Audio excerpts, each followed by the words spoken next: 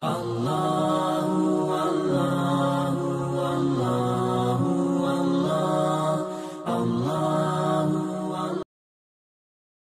dirahmati Allah Subhanahu wa taala. Alhamdulillah, pada malam hari ini insyaallah kita lanjutkan kajian-kajian kita dalam rangka jauh mengenal agama kita dengan dalil-dalil Al-Qur'an dan sunnah Rasulullah sallallahu alaihi wasallam. Ada satu hal yang penting kita sampaikan dan ini jarang dibicarakan Bapak Ibu sekalian. Ya, mungkin karena biasa kira agak senda akidah secara khusus kita bicarakan, kemudian masalah hukum-hukum syariat, macam-macam fikih kita sudah bicarakan, tapi ada ini yang jarang kita bicarakan adalah mengenai masalah gasul fikr. Jadi ada sekarang istilahnya itu adalah perang pemikiran. Ini juga perlu kita tahu karena kita bagian daripada agama ini. Ya, meskipun Allah itu adalah melindungi agamanya, najagi agama pun Allah Ta'ala, tapi kita sebagai hambanya harus juga memahami cara-cara untuk melakukan perlindungan itu, menjaga agama kita sendiri ya. Jadi kita berikan judulnya adalah Ta'rif Al-Ghazwul Fikri, Al-Ghazwul Al-Fikr. Kalau diartikan itu, jadi ini mengenal, memahami tentang ghazwah, dua kata itu, Al-Ghazwu Al-Fikri. Yero ghazwu atau ghazwah, kalau dari menurut sumber literatur bahasa Arab itu adalah artinya serangan. Dia bisa berarti invasi, dia bisa berarti penaklukan, dia bisa berarti diserang bertubi-tubi, ditaklukkan, berupaya dikalahkan. Itu makna-makna yang terdapat dalam Al-Ghazwah. Al-Fikri itu adalah pemikiran. Jadi pemikiran itu diserang habis-habisan oleh orang-orang yang benci terhadap Islam, yang benci terhadap agama Allah Subhanahu wa ta'ala. Mereka inilah yang akan melakukan perang pemikiran ya. Kenapa dia harus lakukan perang pemikiran? Itu karena sejarah memberikan catatan bahwa beberapa kali perang salib antara perang Islam dengan Romawi itu tidak pernah menang mereka. Mereka tidak pernah menang meskipun persenjataan mereka, jumlah mereka lebih banyak, tetapi di saat mereka ingin menghancurkan Islam dan dilawan oleh pejuang-pejuang Islam, mereka tidak pernah menang. Sehingga ada seorang raja yang namanya Raja Louis ya. Itu Raja Louis pada saat dia diambil sebagai tahanan, dia membuat suatu keputusan, suatu resume dalam penjara. Makanya ini umat Islam sangat sulit untuk dikalahkan. Terjadi kita lihat pada perang yang dipimpin oleh Khalid bin Walid. Jumlah tentara Khalid bin Walid itu jumlahnya 300 orang melawan 100.000 pasukan orang-orang kafir. Tapi ternyata kemenangan dimenangkan oleh Khalid bin Walid. Perang antara mereka itu dimenangkan oleh kaum muslimin. Jadi malah kesimpulan, maka dia oleh kali selenge. Sepanjang kita mau berperang dengan senjata apapun, Islam tidak bisa dikalahkan. Karena mereka punya tatanan pemahaman jihad fisabilillah. Dari beberapa kekalahan itu, beberapa perang, malah kesimpulan ini Raja Louis ke-9 bahwa dia oleh kali selenge. Tidak bisa kita kalahkan. Karena sekali dia menyatakan ada peperangan, mereka makan suka. Para sahabat kan kita lihat cerita-cerita di perang-perang itu, ia sahabat dari kongkedena tidak terlibat dalam peperangan. Kalau memang Islam mau diserang dan dia tidak terlibat dalam peperangan, itu merasa agak senang. Dia kayaknya gelisah. Beda dengan kita sekarang ini. Kalau ada perjuangan mau dipanggil, justru matana ki. Ya begitu juga dulu, ada juga dulu begitu orang-orang munafik. Ya kuyulil memusuh, ya macam-macam lah alasannya. Diajak kepada fisabilillah, macam-macam lah alasannya. Nah kalau dulu sahabat dipanggil, inilah kesempatan jihad, mati syahid. Ya, kesempatan mati syahid. Nah, maka itulah yang ditakuti oleh orang-orang yang benci kepada Islam. Maka dibuatlah suatu resume itu bahwa kita harus menjadikan musuh itu jangan dilawan dengan kekerasan, jangan dilawan dengan persenjataan, diyewa dengan peperangan, tapi hancurkan dengan cara yang lain. Hancurkan Islam ini, jangan hancurkan lewat peperangan. Aja mumpakewi selengi si jagur malaga dengan alat-alat apa, jangan mengajak mereka berkelahi dengan secara fisik. Meskipun peralatan teknologi senjata mereka itu lebih kuat, tapi dia sudah sejarah menunjukkan dia tidak pernah menang. Maka apa yang dilakukan? Maka lawanlah dengan seranglah mereka, taklukkan mereka dengan menaklukkan pemikiran-pemikiran mereka. Ini yang harus kita pahami. Ya, sehingga di dalam ayat itu jemaah sekalian, ada ayat surah As-Saff itu surah As-Saff, yuriduna liyutfi'u nurallah biafwahihim. Mereka itu ingin memadamkan cahaya Allah. Mereka itu ingin memadamkan Islam di bumi ini. Syariat-syariat Islam mereka ingin hancurkan. Agama Islam ini ingin dikuasai. Ya dia melu mitir agama na salangi agama na pun Allah Ta'ala berkuasa di muka bumi ini. Ya pada kita pernah sampaikan dulu bahwa yang menguasai bumi ini adalah hamba-hamba Allah yang saleh. Ya sepanjang masih ada hamba Allah yang saleh, maka bumi ini akan dikuasai oleh hamba yang saleh. Meskipun di satu tempat angker pemerintah penguasa yang zalim, memang begitu. Makanya doa kita setiap kita syahadat itu at-tahiyatul barakat, assalamu alayka ayyuhan nabi wa rahmatullahi wa barakatuh, assalamu alayna wa ala ibadillahi sholihin. Maka semua orang-orang saleh saling mendoakan di bumi ini. Jadi kalau 1 miliar jumlah orang saleh, maka setiap 5 waktu itu, setiap maghrib mereka saling mendoakan. Orang-orang saleh selalu mendoakan. Jadi silo doa ngaki, maka mampantaslah orang saleh menguasai bumi ini. Nah, tetapi jamaah sekalian, mereka yuriduna liyutfi'u nurallah biafwahihim, dengan mulut-mulut mereka. Nah, ini dengan mulut-mulut mereka, propaganda mereka. Wallahu mutimmu dzurihi, tapi Allah menyempurnakan agamanya.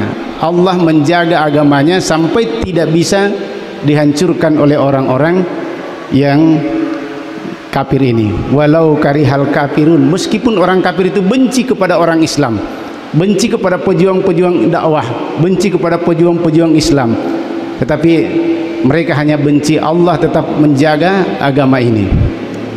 Nah ini pernah suatu ketika Ibnu Abbas memberikan penjelasan pada ayat ini bahwa ada suatu waktu itu, suatu ketika itu ayat tidak turun sekitar 40 hari. Iru ayat Allah Ta'ala dinano tidak turun kepada Nabi, sehingga orang-orang pada saat itu ada seorang Yahudi namanya Ka'ab bin Al-Ashraf. Ka'ab bin Al-Ashraf nyapodangi Yahudi, wahai warga Yahudi, bergembiralah kita pada hari ini, pada mariumanan no. Maka dari sahabat-sahabat Yahudi itu menyatakan, kenapa mesti kita gembira pada hari ini? Bergembiralah kalian, sudah 40 hari ayat Allah tidak turun kepada Muhammad. Patapulun ya sona dengan no ayat, maka ini pertanda bahwa kekalahan Muhammad segera akan diperlihatkan. Ikalan itu agama Muhammad, ikalan ini agama Allah sudah tidak memberikan lagi wahyu kepada Muhammad. Ini menyebabkan maka orang-orang Yahudi pada saat itu menyatakan bahwa akan padamlah agama Islam ini, akan padamlah cahaya agama Muhammad ini. Maka turunlah ayat tadi ini, yuriduna liyutfi'u nurallahi biafwahihim. Mulut-mulut mereka menyatakan bahwa akan ingin menghancurkan cahaya-cahaya agama Allah Subhanahu wa taala. Wallahu mutimmu nurihi, tetapi Allah menyempurnakan, tetap menjaga agama ini. Jadi jamaah sekalian, kita berusaha tidak berusaha, Allah menjaga. Tetapi ya kita tidak masuk dalam bagian perjuangan sabilillah. Jadi ketua makko midi ya, kita hanya selesai salat lisuki boleh mapat candu, mapelo ki minum kopi, selesai. Persoalan di luar, Anda diserang tidak diserang, keluarga kita diserang apa tidak diserang, bali bola kita dimiskinkan atau tidak dimiskinkan, apa angka bantu atau dek, saudara-saudara kita yang di pinggir-pinggir jalan yang dimana dimurtadkan oleh agama, oleh orang lain, apakah kita hanya diam melihat mereka dimurtadkan? Apakah mamaku bawa nih mite ya lo motor ya pada jaga lemu, terserah kamu, masuk neraka masuk Islam terserah kamu ya. Nahi mungkar sudah kita tidak lagi lakukan. Ini maksudnya begitu. Tapi Allah tetap menjaga agamanya meskipun kita tidak melakukan sesuatu. Tetapi sebagai pengikut Nabi Muhammad sallallahu alaihi wasallam, bahwa Nabi mengajarkan kalau kamu melihat kemungkaran, robalah kemungkaran itu. Robalah kemungkaran itu dengan biyadihi, dengan tanganmu. Fa illam yastati, narikudi mulai, maka robalah dengan kata-katamu menyampaikan sesuatu. Jadi kalau kita ini ada yang bagian dari penguasa, ya anggota dewan dan sebagainya, pakailah tangan Anda untuk melakukan aturan-aturan yang bisa berpihak kepada agama Allah Subhanahu wa taala. Walau karihal kafirun, meskipun mereka sangat benci dengan kondisi seperti itu. Huwallazi arsala rasulahu bil huda wa dinil haqq, dan dialah mengutus rasulnya dengan membawa petunjuk agama yang al-haq, liyuzhirahu ala dini kullihi walau karihal musyrikun, dan dia memenangkan agama-agama ini. Allah memenangkan agama ini, agama Islam ini ya, dari segala sesuatu agama apapun, walau karihal musyrikun, meskipun orang-orang musyrik itu juga benci. Makanya itu biasa kumatakabir itu saya lihat, tidak tahu saya itu bagaimana, tapi ada takbirnya itu kumatakabir biasa nalairo walau karihal kafirun walau karihal musyrikun walau karihal munafikun. Memang tiga bentuk manusia ini yang sangat benci kepada Islam. Tiga manusia. Pertama adalah walau karihal kafirun, mereka adalah orang-orang kafir yang sangat benci. Walau karihal musyrikun, orang-orang yang musyrik sangat benci dengan agama Allah. Walau karihal munafikun, dan mereka juga orang-orang munafik sangat benci dengan agama Allah Subhanahu wa taala. Jadi jamaah sekalian, definisi daripada gasul fikri, menyerang pemikiran, menyerang ideologi. Karena mereka tadi ini sudah tidak bisa lagi melawan Islam. Capuak kuraga nih, dia ini lebih besarnya. Mungkin juga kita di sini jamaah sekalian. Kira-kira kau tuh cobi-cobi agama mana pengala tala ko penrangi, namo kira-kira pamabo. Asal itu nama salah ko, salah nggak? Syahadu an la ilaha illallah. Seburan nih Pak Ustaz. Islam di sana diserang. Kalau mana minu jual na pelum mewah kira-kira. Begitu getaran iman itu, kalau diganggu agamanya Allah ini, orang pasti terpanggil, meskipun kira-kira dia adalah orang tidak bagus. Ya beda kalau munafik, orang munafik beda. Tapi kalau orang biasa-biasa saja, ya kira-kira kau serangnya icobi-cobi agama Allah Taala. Di sana aja ada masjid mau dihancurkan. Mon rubah aku makotu kalau mana kade. Sebentar Ustaz, tongkang jelas sisa bisa napal. Allahu Akbar. Begitu semangat jihad itu ada. Semangat jihad itu ada. Makanya mereka ini sudah takut. Pajeni mewah. Jangan diajak orang Islam ini berperang. Jangan diajak.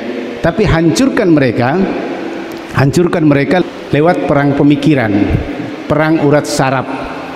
Nah inilah yang sekarang zamannya lebih kuat, lebih kuat.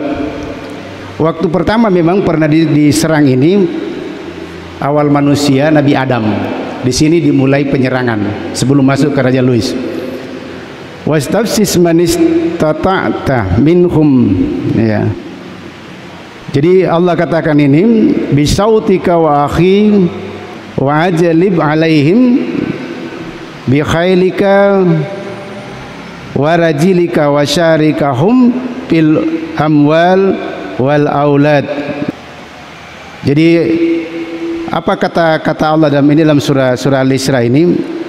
Dia katakan pada setan itu, para pagandamui, hasunglah mereka, rayulah mereka, pokoknya seranglah mereka. Siapa yang kamu sanggupi mereka dengan ajakanmu, silakan. Maka dia pengatakan, dan kerahkan terhadap mereka itu pasukan berkudamu. Berserikatlah mereka dengan harta. Kamu berserikat dengan harta, pamege orang paramu, untuk melawan mereka itu, untuk menggoda mereka dan anak-anak, dan berjanjilah mereka tidak ada yang dijanjikan oleh setan kepada mereka melainkan tipuan. Jadi maksudnya bahwa bagaimanapun kekuatan tipu daya setan dan tentara-tentaranya itu adalah tipuan belaka. Nah, kemudian Bapak Ibu sekalian, Nabi Adam pernah diberikan begini di propaganda. Jadi di awal penyerangan pemikiran, jadi Nabi Adam pernah diserang. Itu dalam surah Al-A'raf. Fawaswasa lahumas syaitanu liyabdiyalahuma ma wuriya anhuma min sawatihima wa qala ma nahakuma rabbukuma an hadhihi syajarah. Di situ dikatakan Adam, situngenna Adam, irupung Allah Ta'ala, dia tidak melarang kamu untuk mendekati dan memakan buah daripada pohon itu. Tapi karena muncul kedengkian di situ, maka si iblis ini memberikan begitu tadi, wa qala ma nahakuma rabbukuma an hadhihi syajarati illa an takuna malakaini aw takuna minal khalidin. Tapi kamu itu dilarang mendekati pohon itu, sebenarnya itu dimaksudkan agar kamu tidak seperti malaikat, supaya kamu tidak seperti malaikat yang punya kekuatan hidup, punya kelebihan, dan kamu juga tidak mati, supaya kamu tetap tinggal di surga secara bebas, bersenang-senang dan sepuas hatimu.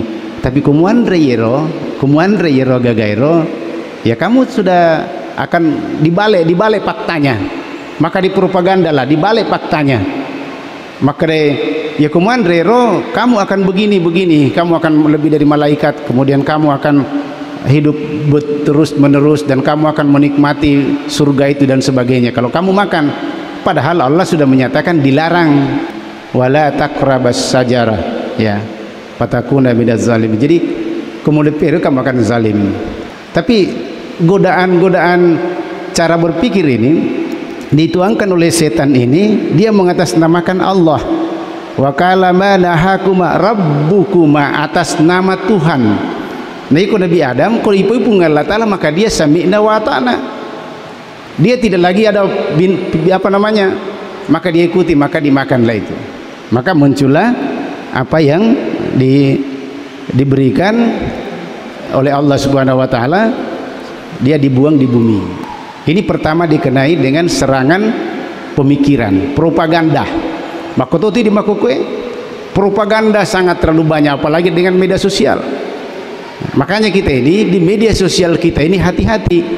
Dia ini rising maka kegeranga kegebali. Yang terkadang kita lihat dia bersimbolkan Islam, ternyata dia adalah penghancur Islam. Jadi hati-hati mungkin Pak. Dia bersimbolkan apakah wajahnya, apakah tampilannya, apakah semua omongannya dan sebagainya.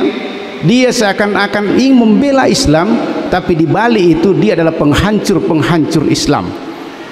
Jadi hati-hati kita, ada propaganda yang diserang pemikiran. Bagaimana caranya menurut Raja Louis ini? Satu, timbulkan perpecahan antara pemimpin umat. Ambai, kalau kira-kira dulu kita lihat ada pemimpin umat dari kalangan ormas Islam, dibenturkan Muhammadiyah, Nahdlatul Ulama. Nah, misalnya sekarang karena ada lagi Wahdah Islamiyah, ada saudara kita dengan Jamaah Tabligh, ada macam-macam lah sekarang. Dibenturkan terus.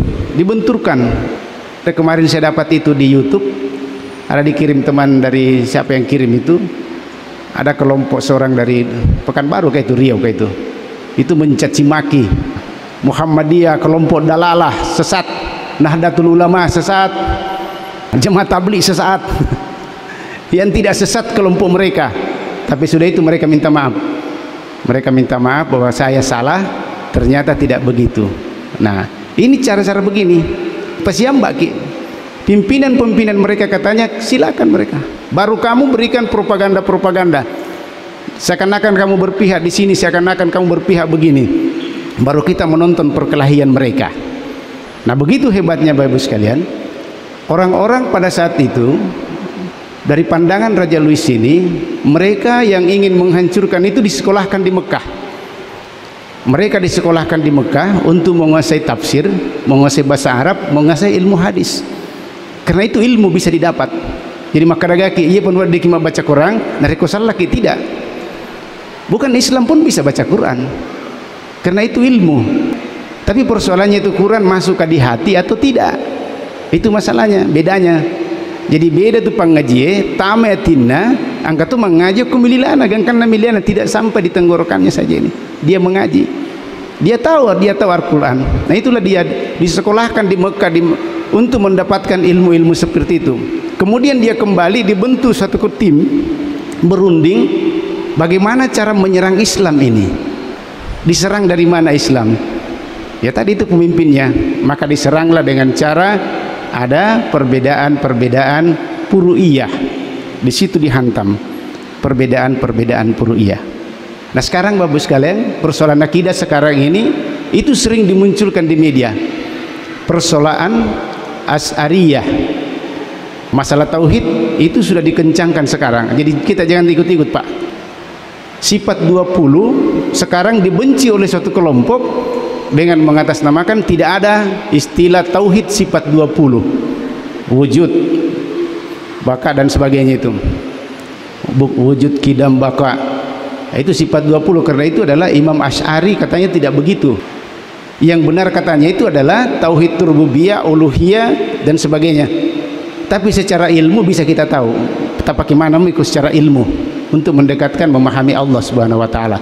Tapi ya sampai-sampai kita lihat di YouTube pertengkarannya itu adalah aina Allah, kegi monrupung Allah taala.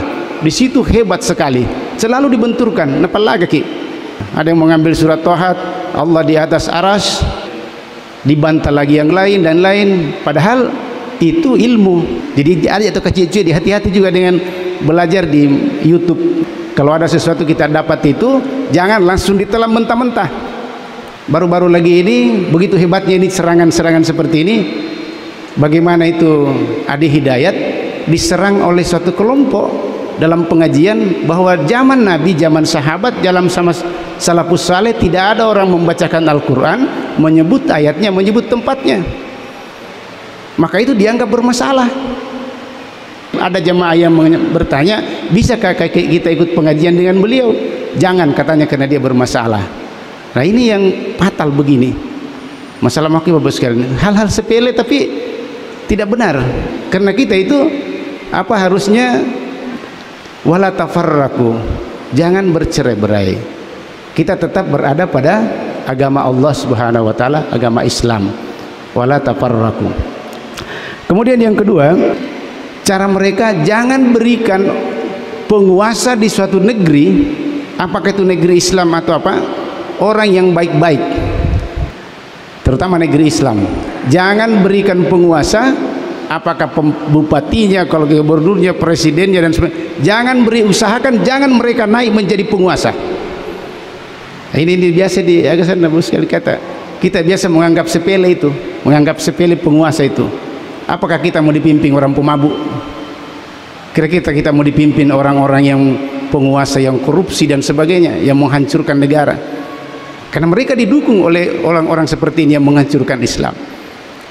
Jadi kun kasih di kampung, usahakan yang naik di situ jangan orang saleh, jangan orang beriman. Tapi kan kata biasa orang anggota kita, saya tidak memberikan hak suara kepada, tapi saya taat kepada pemerintah. Wah ini juga lucu tuh mau kepai. Tidak masuk akal kisah ini. Saya tidak memberikan suara, tapi saya taat pada pemerintah. Siapapun katanya naik. Jadi komen itu majak sipa kita taat lah ya, katanya bersabarlah yang begitu, karena hadisnya ada begitu. Dari kuna pimpi ko to mabolong to maga dan sebagainya, apapun dia ikuti saja, sami'na wa ata'na. Kemarin ada ceramah, politik Indonesia tidak boleh dibiarkan oleh orang-orang baik. Jadi komite gitu orang NU, kenapa NU banyak masuk di darana politik, begitu pemahamannya. Apa kuna katan ni pangae, nakatan ni pabotoe, nakatan ni parinunge, nakatan ni paculimakunrei sebagai penguasa, maka habislah kita di bawah ini. Padahal politik itu katanya bersih, tergantung siapa yang menjalankan politik itu. Maka bisa jadi bupati, anak santri, ustaz juga boleh jadi bupati. Apa ya cuma kami pilih kamu menjadi bupati, belum untuk kamu menjadi bupati. Tapi itu kan dihalangi oleh pemikiran begini, digembar-gemborkan serangan pemikiran. Jangan kasih orang saleh, jangan kasih orang yang baik-baik jadi pemimpin, penguasa di suatu tempat. Kemudian rusak pemerintahan itu dengan suap, korupsi. Gimana namanya? Ini cara mereka. Tapi alhamdulillah kita di Indonesia masih banyak orang-orang jujur. Di KPK masih ada, melon dikasih rontokan, melon liamba KPK, tapi masih ada orang-orang jujur. Ya, kenapa? Itu orang beriman, orang-orang saleh. Masih ada orang saleh yang masih melihat negaranya ini bahaya kalau dibiarkan begini. Masih ada perlawanan. Ya, termasuk kita, minimal kita selalu berdoa kepada Allah dengan cara-cara begini. Rusak mereka dengan suap, rusak mereka dengan korupsi. Tapi ternyata OTT megato dirita. Kemarin terakhir itu Bupati Penajam, saya lihat televisi. Apa puji miter kau itu kasih ale tawamu. Kamu kok berbawa? Karena kamu melakukan itu ya pertanggungjawabkan itu uang negara, uang rakyat. Berapa yang ya, harusnya begitu. Jadi kita sebenarnya orang-orang saleh mendorong orang-orang baik ini masuk ke tempat-tempat yang bisa membuat penguasa itu bagus. Termasuk anggota DPR sebenarnya. Saya anggota DPR, saya termasuk begitu.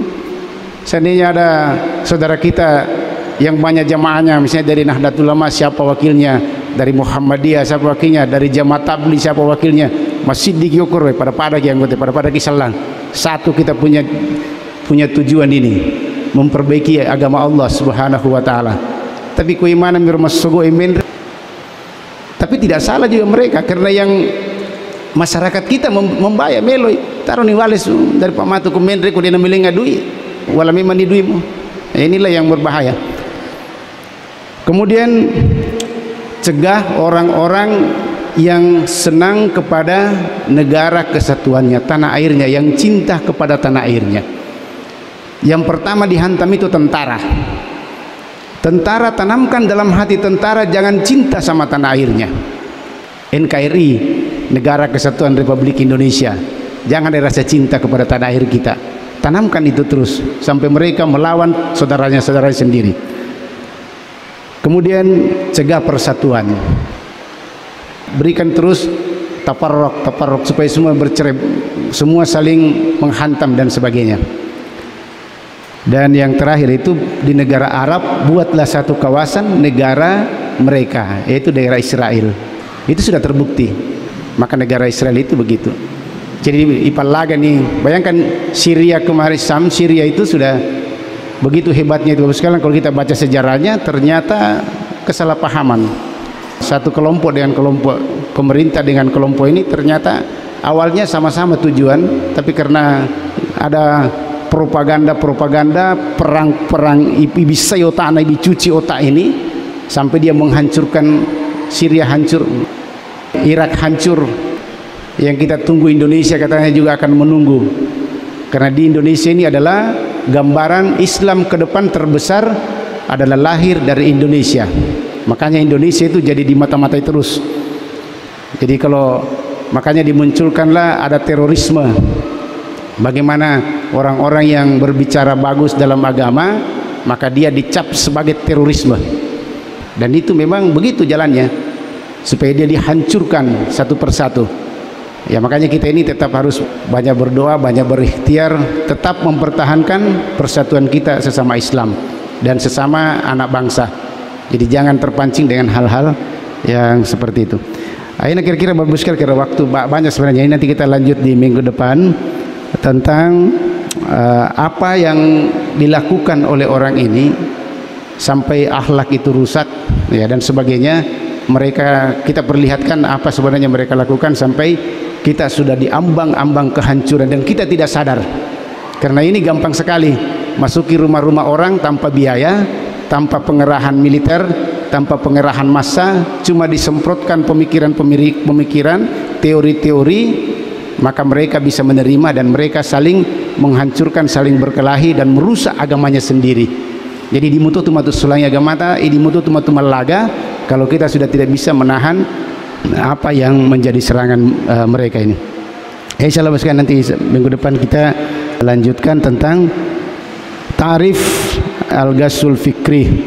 Subhanakallahumma bihamdik, asyhadu an la ilaha illa anta, astaghfiruka wa atubu ilaik. Assalamualaikum warahmatullahi wabarakatuh.